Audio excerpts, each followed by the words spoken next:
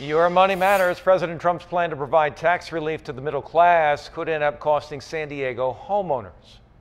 As is always the case with change in tax law, there will be winners and there will be losers.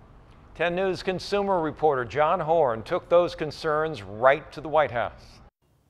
President Trump's tax plan lays out ways for middle-income families to keep more of their money. But achieving that goal could be harder in San Diego, where home prices keep going up. It's because the president's plan could eliminate thousands of dollars in tax deductions that San Diego homeowners claim each year. And the higher home values get, the more those families can write off on their taxes. It is a significant amount of deductions, so I think it does encourage home ownership. Currently, a single person who buys a median-priced condo of $400,000 with 10% down could write off more than $21,000 in mortgage interest and insurance premiums and property tax in the first year.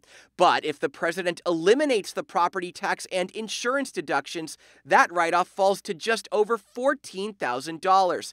And Trump's proposal to double the standard deduction would still be too low to make any difference for this homeowner. That could mean a lower tax refund. But White House spokeswoman Natalie Strom tells me California stakeholders are raising those very issues during negotiations. She says it's important to look at the tax plan as a whole, such as simplifying the tax system and increasing the child tax credit.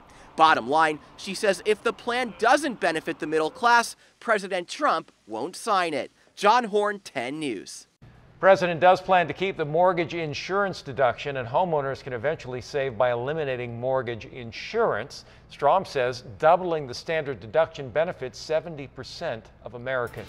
And we have more on the tax plan and its potential impact here on our website at 10news.com.